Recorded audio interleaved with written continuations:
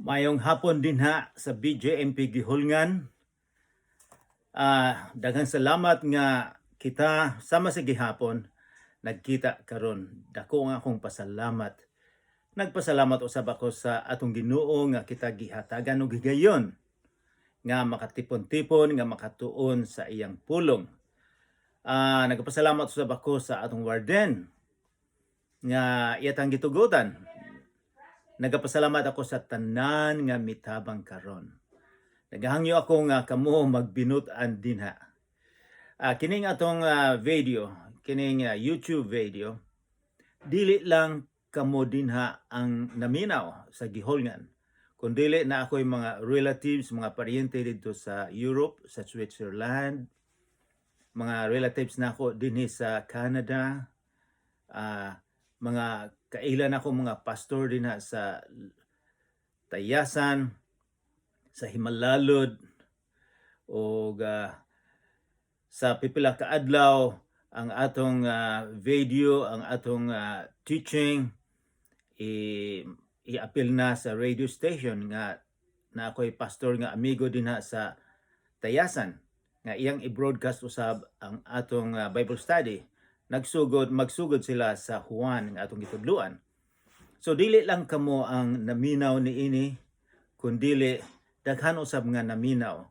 Kay kung naa sa YouTube, makapaminaw ang tibuok kalibutan kung ilang i-search ang Regression Yoruba. Kung sila maantigo sa Cebuano. O ang uban po na akong mga supporter, bisag dili sila makasabot sa akong sinultian, apan gaampo sila. Kay daghan usab kitang supporters dinhi. Dili ang ministry dinha, dili lang tungod kanako, kundi tungod sa mga Kristiyanos nga mitabang. So, usa kita magsugod atong iduko ang atong ulo o magampo kita atong ihatag ang tanan sa atong Ginoo. Magampo kita. Sa ngalan sa Amahan, sa Anak, sa Espiritu Santo, nagaampo kami. Ginoo, nagapasalamat kami sa imong pulong nga puno sa kaalam. Nagahangyo kami Ginoo nga hinaot pa unta nga imo kami tagaan og dalunggan nga makadungog. Mata nga makakita sa tinuod gayod. Nagahangyo sab kami nga maghatag ka og kasing-kasing nga malumo, humble. Kasing-kasing nga gutom sa imong pulong. Hinaot pa ta Dios nga ang Espiritu Santo mao'y magagiya kanamo karon. Wala kami mahimo kundili kung walay spirit nga muuban kanamo karon. Nagahangyo ako nga kami mausab sa among kinaiya tungod sa imong pulong. Kining tanan among gipangayo sa ngalan ni Hesus nga among manluluwas. Amen. So magsugod na kita sa atong Bible study. Mag-review kita sa chapter 9. Dito kita sa chapter 9. Siguro ang uban ninyo last week so sang semana wala mo maka-appeal kay gibahin-bahin ang makagawa lang. So dito may sa chapter 9, kapitulo 9 o mag-review kita. Guys, naana mo din na sa chapter 9. Magsugod kita sa versikulo 2. Atong basahon na sa review. Tapos sa unom kaadlaw, gidala ni Hesus sila si Pedro, si Santiago ug si Juan ngadto sa usa ka taas nga bukid diin dito walay laing tawo gawas kanila. Og samtang nagtanaw sila kang Hesus, na usab ang iyang panagway. Unsa may pagkausab, ang iyang biste misanag sa hilabihang kaputi nga walay bisan kinsa sa tibuok kalibutan nga makapaputi sama niini. So ang puti kaayo, ang sinag gikan sa sulod ni Hesus. Og miguwa ni siya na puti kaayo. Versikulo 4, unya nakita sa tulo ka tinunan nga si Elias o si Moises nga nakipagsulti kang Hesus. Kini silang duha. At dugay na kayo ni silang namatay. Pila na kagatos katuig. Dito na sila sa langit. Apan karon may balik sila. Nakipag-istoryahanay sa atong Ginoong Hesukristo. Unsa man siguro ang ilang giistoryahanay, ang ilang conversation. Sa ubang writings sa New Testament nga nag-istoryahanay sila, may tungod sa umaabot nga kamatayon sa atong Ginoong Hesukristo. Umaabot nga ihatag ni Jesus ang iyang kinabuhi. Aron nga ikaw ako adunay kaluwasan. Kay ikaw ako dili makaluwas sa atong kaugalingon, ang atong sala walay mahimo. Dili kita makaluwas. Kundi ang dugo lang nga giagas sa atong Ginoong Hesukristo. Ang atong sala gibalhin dito sa cross. Ug ang iyang pagkamatarong iyang gibalhin kanato. Aron nga ang paglantaw sa amahan kanato mao ang pagkamatarong ni Jesus. So maunay iyang gibuhat ni Jesus. So mo to ilang conversation. Og adunay pa usa sa versikulo 7, dili nato ni mahinumduman atong bantayan importante. Unya dihay panganod samtang nag-istoryahanay sila, o dihay panganod og mitungha og gilandungan sila niini. Og may nadungog silang tingog gikan sa panganod nga nag-ingon, kini siya mao ang pinangga kong anak. Pamati kamo kaniya. Kinsa may gasulti ana? Kinsa may miingon nga kini ang akong pinangga nga anak? Ang Ginoong Amahan. Kinsa may ang gisultihan nga pinalangga si Jesucristo? Unsa may iyang gisulti? Pamati kamo ni Jesus. Karon mga kaigsuonan, dugay namang namatay si Jesus. 2,000 na katuig karon. Unsaon man nato pagpaminaw sa iyang mga pulong? Asa man nato makita ang iyang pulong? Atong makita lang dinhi sa Biblia ang iyang pulong. Mao nay usa sa mga rason nga kita nagtuon tungod sa pulong ni Jesus. Kay ang pulong ni Jesus mao'y makapausab sa tawo. Ang pulong ni Jesus mao'y suga nato dinhi sa kinabuhi. Mao nang miingon ang atong amahan, ang Ginoong Amahan, paminaw kamo ni Jesus. Mao na usab nga pinaka-reason nga nagtuon kita.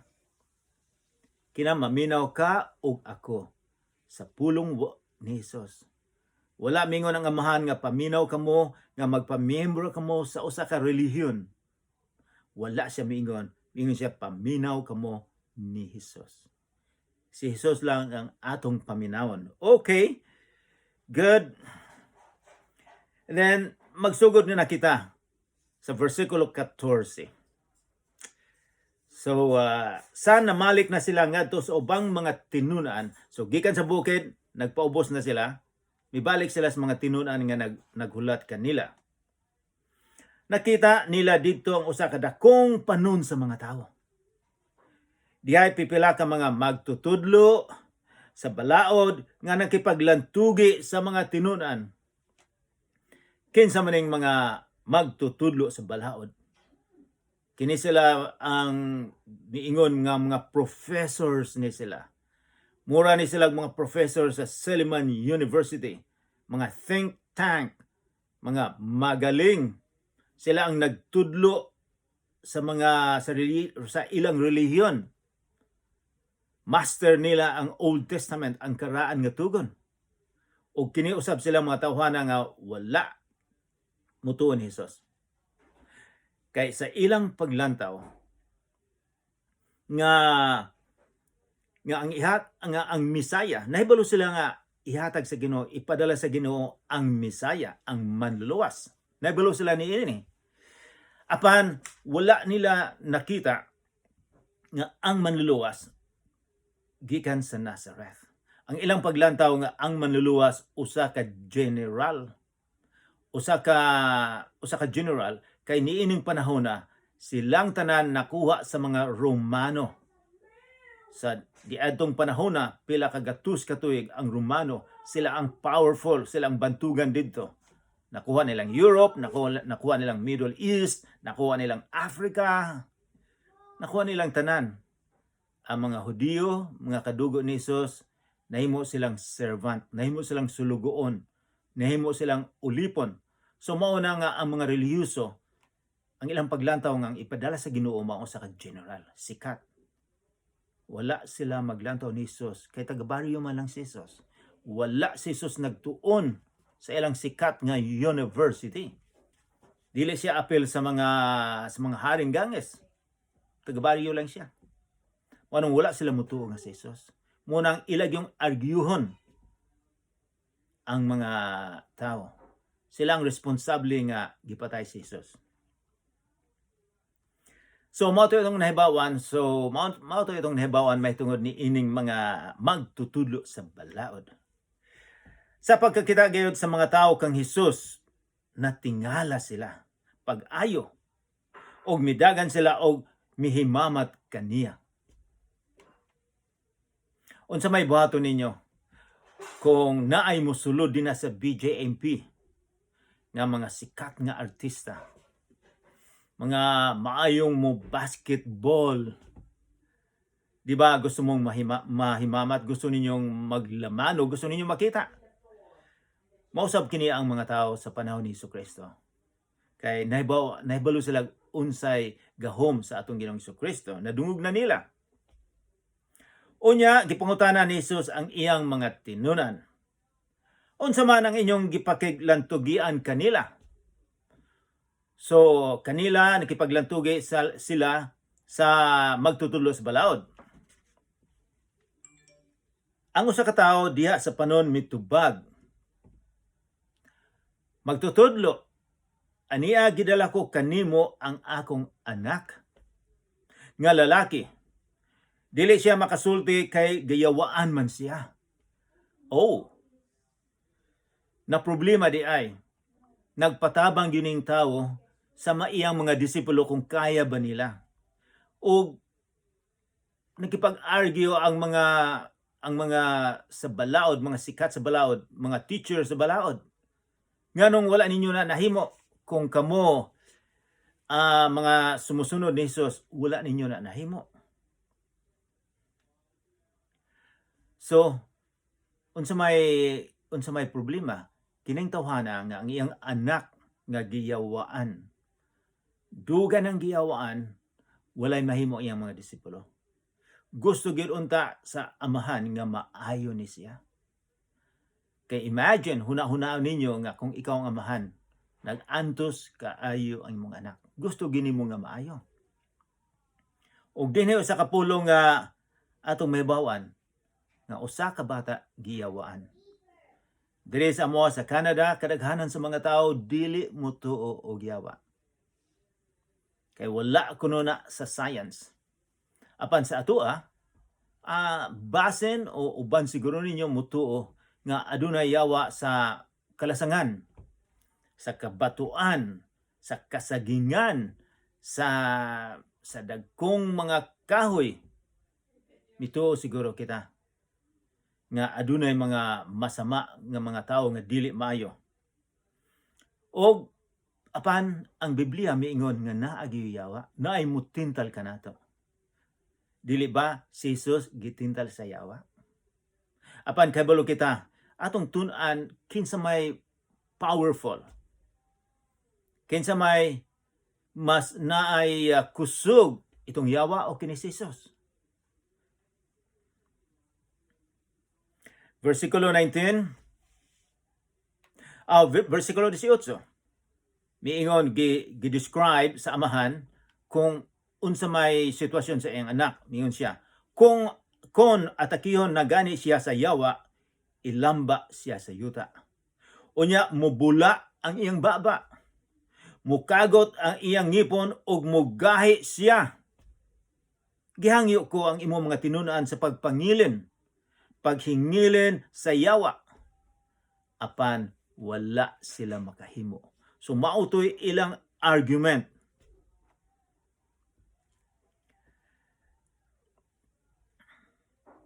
Unsa may sulti ni Jesus? Si Jesus mingon kanila. Daghang naminaw. Tulo ka klase mga taong naminaw dito, ang amahan, ang mga disipulo, ang mga tao, og miingon siya, posible nga iyang giingnan ang iyang mga disipulo. Pagka wala gayud ninyo'y pagtuo. Disipulo niya ni ha. Sila ni si San Juan, si San Pedro, si Matthew, Marcos, Lucas. Pagka wala gayud ninyo'y pagtuo, miingon si Jesus, magsige na ba lang ako uban-uban kaninyo? Magsige na lang ba ako pailob kaninyo? Insya, dadangari ang bata. So, mura og nadismayo ang atong Ginoong Hesukristo sa iyang mga tinun-an. Nga sobra na sa 2 ka tuig, nga uban-uban, apan wala gihapon sila makaibalo, kulang gihapon sila sa pagtuo. Ngano man siguro? Ngano man siguro nga miingon man si Jesus, kulang kamo sa pagtuo. Wala nila na ayo. Pero sa ubang mga trip nila, nakaayo man sila. Kini mga disipulo. Posible siguro nga ilang gihimo ni wala sila misalig sa gahom sa atong Ginoo. Wala sila magampo. Abi nila kay nakaayo na sila, abi nila na kaya nila ni. Wala sila mahibalo, nalimtan nila nga ang tanan, ang gahom, gikan sa atong Ginoong Hesukristo. Ang tanan gikan. Ako dili ko makatabang dinha kung ako lang. Kung dili ang Ginoo nagahatag og magtatabang nako. Aron makatabang dinha. So dili ko moangkon nga gikan ako. Kining tanan gikan sa Ginoo. So kini silang mga disipulo, murag nalimtan nila ang pag-ampo. So miingon si Jesus, dadangiri ang bata. Og ilang gidala ang bata ngadto kang Hesus. Versikulo 20. Sa pagkakita gayud sa yawa kang Hesus, nakita nila si Jesus, na ila nila si Jesus. Giatake niya ang bata, og mikirig ang bata, og unya natumba sa yuta, og naglimbag-limbag, og nagbula ang baba. So nakita ninyo kung unsay nahitabo sa bata nga giatake sa yawa. Nakita nato nga ang yawa nakaila ni Jesus. Gusto sa mga yawa nga patyon ang bata. Do you think sa inyong paglantaw kaya nila ni kung dili itugot sa atong Ginoong Hesukristo? Dugay na ba siyang nag-ingon niini? Sa versikulo 21, nangutana si Jesus sa amahan sa bata. Sukad pa, gamay pa siya, nagsugod na. Mitubag ang amahan. Daghan ng higayon nga misulay ang yawa pagpatay kaniya.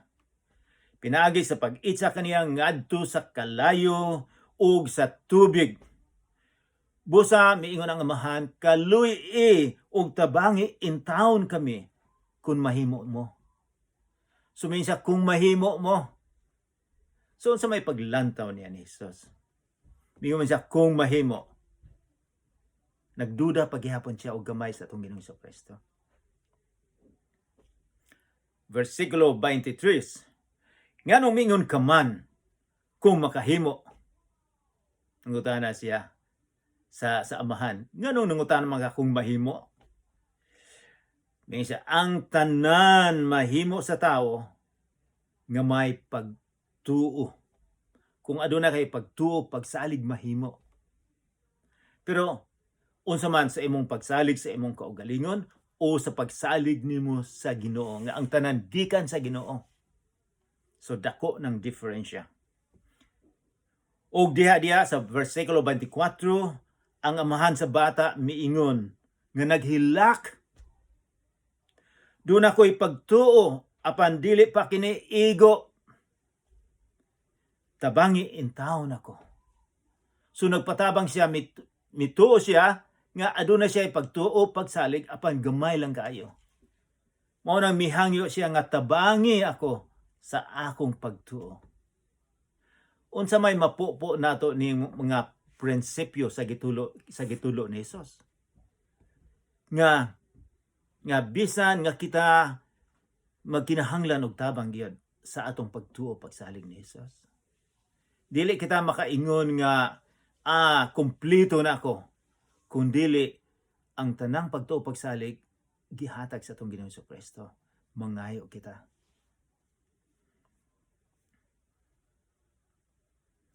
So, bisan o gamay lang ang pagtuo, pareha sa amahan karon, gamay ang pagtuo. Pero si Jesus iyang gitabangan gihapon. Versikulo 26, "Misinggit ang yawa o gipakurog niya pag-ayo ang bata ug unya migula. Ang bata murag patay nga tan-awon, busa ang tanan miingon patay na siya." So, unsay nahitabo sa yawa? Migula siya.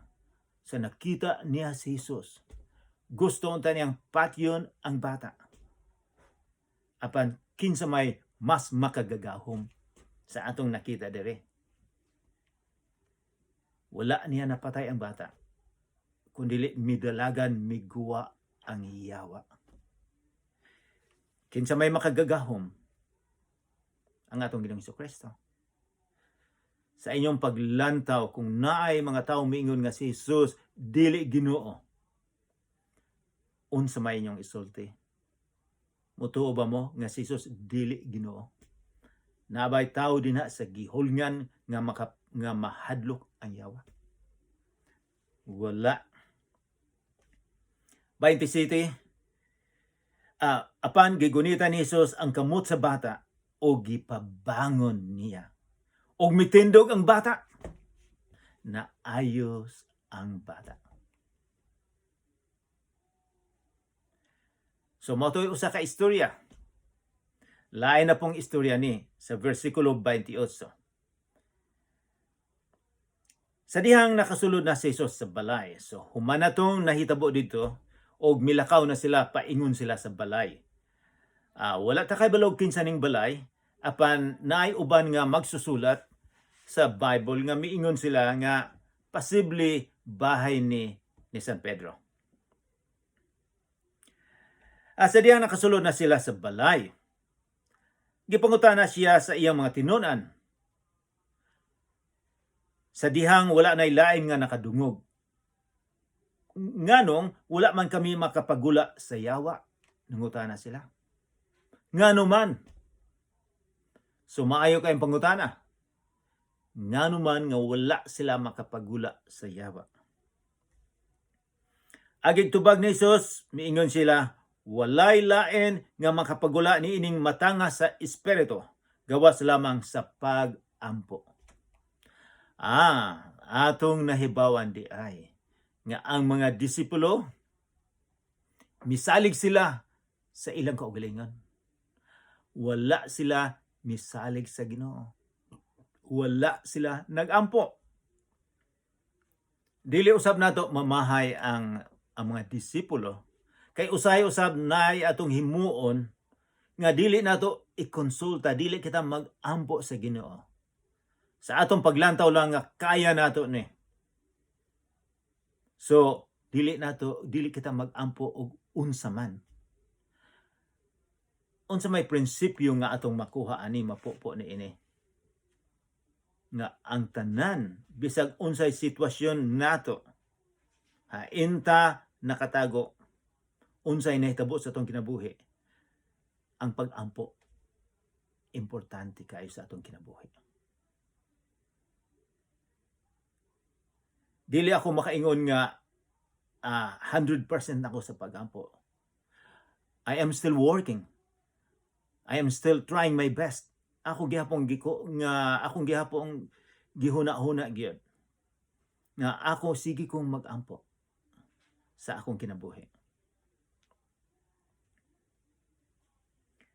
Gipasidaan ni Jesus ang iyang kamatayon. So, lain na po ning paragraph. Versikulo 30. Unya, mibiya sila ni adtong dapita. So, lain na pong adlaw, lain na pong istorya. Ni adtong dapita og mipadayon paglakaw latas sa Galilea. Paingon na sila sa Jerusalem. So, nag-travel sila. Dili buot ni Jesus nga may mahibalo kung hain siya. Kay gisultihan man niya ang iyang mga tinud-an nga ang anak sa tao, kana si Jesus, anak sa tao, itugyan ngadto sa tao og patyon nila siya apan mabanhaw tapos sa 3 ka adlaw. Giingnan ang mga disipulo ni Jesus nga mao ni mahitabo nako.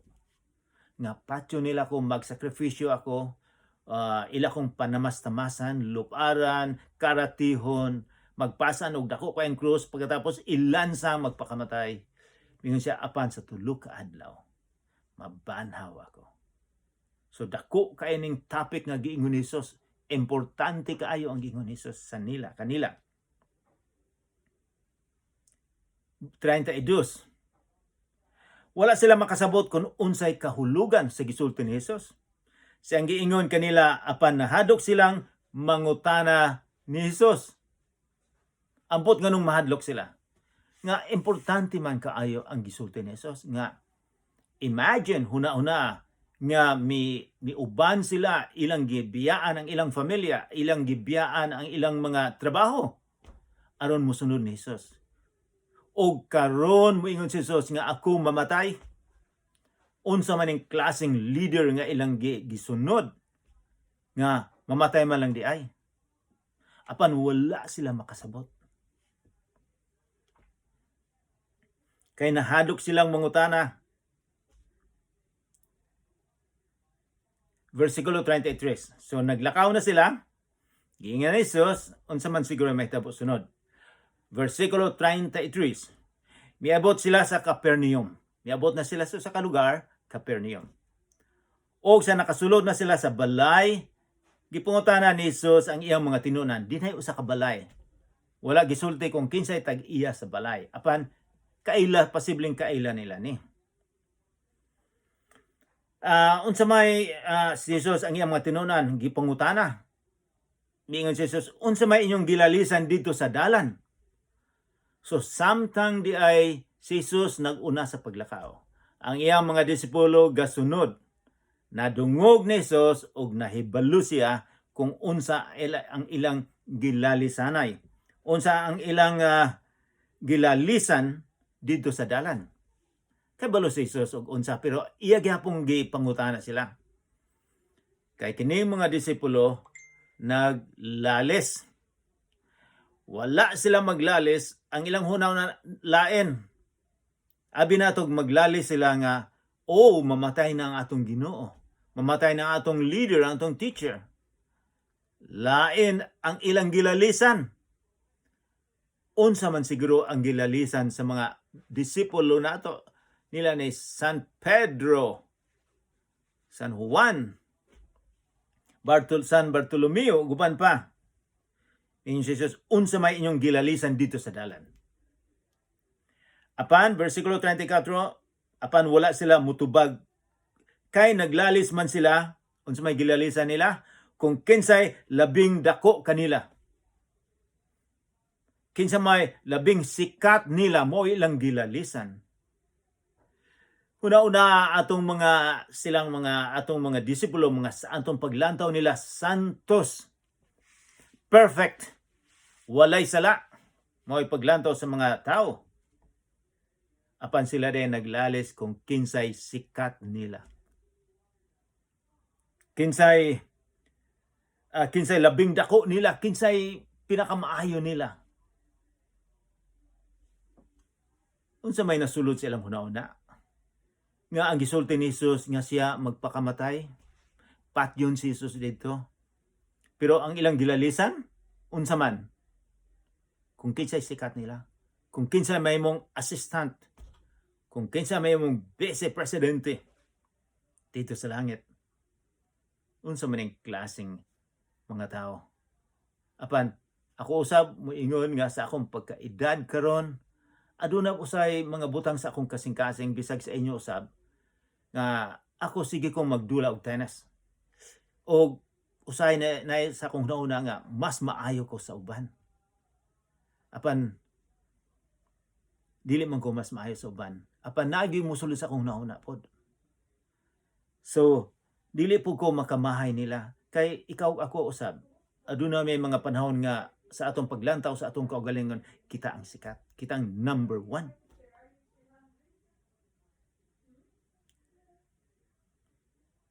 Unya, unsa man siguro isulti ni Jesus? Kung ikaw, unsa man siguro madungog ninyo ni Jesus?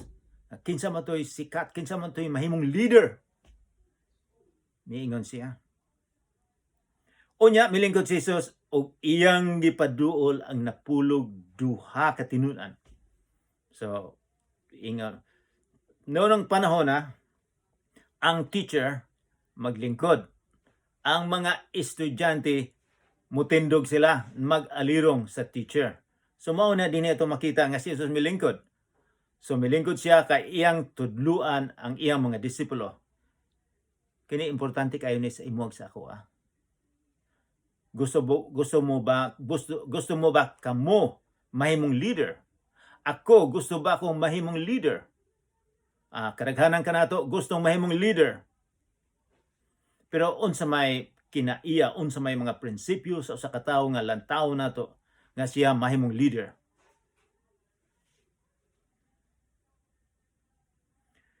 Miingon siya sa iyang mga tinunan. Bisan sa versikulo 35, bisan kinsa nga buot mahimong labing dako. Kung kinsa kadtong magpasikat labing dako, ningon si Jesus, kinahanglan gyud nga magpaubos og mag-alagad sa tanan. So duha ka butang ang giingon ni Jesus, magpaubos, humble. Ang sunod, mag-alagad sa tanan. So unsa may kinaiya sa kalibutan nato ron? Kung kinsa tong gusto magpasikat, kung kinsa tong labing dako, magkuan ba sila? Magpaubos ba? Mag-alagad ba? Dili. Sa atong panahon, sa dinhi sa kalibutan, kung gusto kang mahimong hari, kung gusto kang magpasikat, gusto kang mahimong labing dako, kinahanglan nga sila ang mag-alagad nimo. Nga dili ikaw magpaubos, maghinambog ka.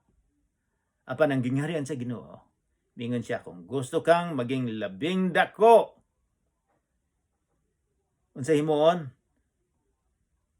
Ang kinaiya sa imong kasing-kasing, magpaubos o mag-alagad. Kontra ni sa atong sa mga filosofiya sa mga tao din sa kalibutan. Karon gusto mo sumaunay atong makuha sa leadership. Kung gusto mo maging leader, kinahanglan magpaubos, kinahanglan mag-alagad. Unya karon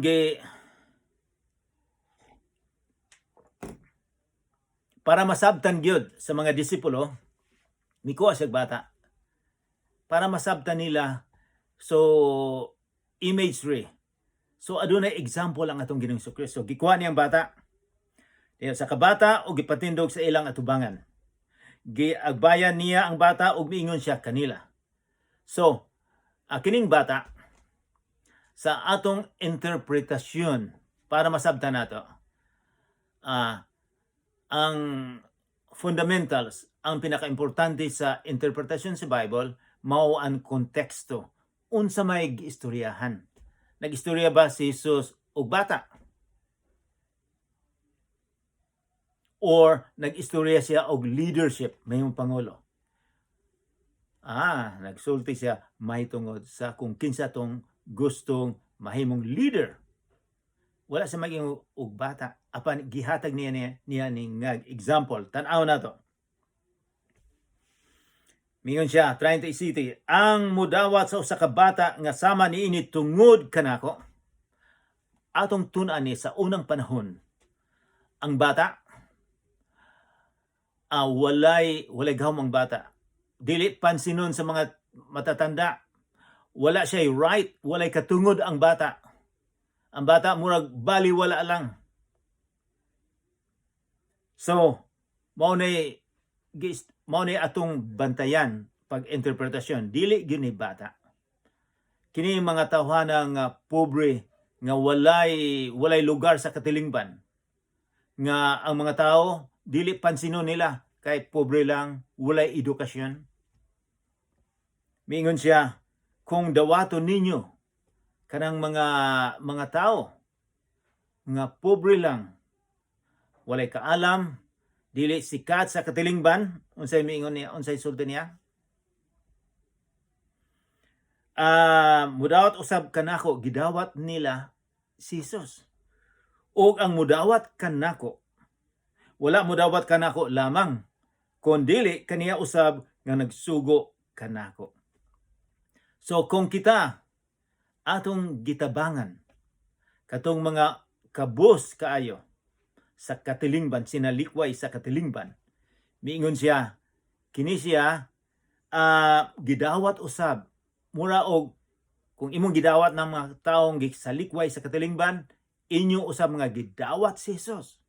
Ug unya gidawat usab ninyo, gidawat usab sa nagpadala ni Jesus. Karon kinsa may nagpadala ni Jesus? Ang Ginoong Amahan. So kung unsa inyong gihimo sa mga kabus, inyo usab kanang gihimo ni Jesus og sa atong Amahan nga Ginoo. So klaro ang atong prinsipyo sa usa ka Kristohanon. Versikulo 38, si Juan miingon, magtutudlo, nakakita kami tawo nga naghingilin og mga yawa sa imong ngalan. O gibadlong namo siya kay dili man siya kauban nato. Dinha diyo sa katawo nga kuan naghingilin apan dili kauban sa mga disipulo. 39, si Jesus mitubag, ayaw ninyo siya pagdid-i kay walay tawo nga maghimog milagro sa akong ngalan nga makasultig dautan mahitungod kanako. Kayang dili bato kanato kay ang dili bato kanato dapig kanato. Timanay ninyo kini ang mupainom kaninyog tubig tungod kay mga sakop man kamo ni Kristo, makadawat gyud og ganti. Ang pagtintal, versikulo 42, bisan kinsa nga makaangin sa pagpakasala nining gamay nga bata, nining mga tawo nga bago pang Kristohanon. Dili bata nga object, pero ang interpretasyon katong mga tawo nga sinalikway sa katilingban nga nagtuo kanako kung isalikway ninyo katong mga tawo nga pobre nga walay ngalan nila. Ingon siya, mas maayo pa nga higtan og usa ka dakong galingang bato ang iyang liog og itambog sa dagat. Og mingon siya, og kung usa nimo kakamot makaangin kanimo sa pagpakasala. So nagsulti siya mahitungod sa sala nato. Putla kini, mas maayo pa kanimo nga mosulod sa kinabuhi sa usa ka ray kamot kaysa duha ang imong kamot apan mihiadto kamo sa imperno. Diin ang kalayo walay makapalong. Nagsulti siya og sala. Kung ang usa nimo katiil maoy makaangin kanimo sa pagpakasala, putla usab kini, mas maayo pa kanimo nga mosulod sa kinabuhi nga usaray tiil kaysa duha ang imong tiil apan itambog sa imperno. Napay 40 city nga makaingon lisod man kaini. O kung ang usa nimo kamata maoy makaangin kanimo sa pagpakasala, lugita kini. Mas maayo pa kanimo nga mosulod sa gingharian sa Dios ngay usara kay mata kaysa duha ang imong mata apan itambog ka sa imperno. 48, dito dili mamatay ang ilang mga ulod ug dili mapalong ang kalayo. Unsa may pasabot ni Jesus niini sa iyang pagtudlo? Putlon ba nimo imong kamot? Putlon ba nimo imong tiil? Ang imong mata lugiton ba nimo kung makasala? Dili man siguro. Dili man siguro mo na ang buti pasabot ni Jesus. Kay kinsa may mga tawo nga putlo na akong tiil. Kung dili ang buti pasabot, nag-istorya nagsulti sa diri og pagkasala. Ang buti nga pasabot, hunungon kung mahibalo ka nga mo na sala, hunungon nimo ang imong sala. Gusto hyperbole mo na in English, hyperbole, murag gipasubraan para nga makasabot gyud ta.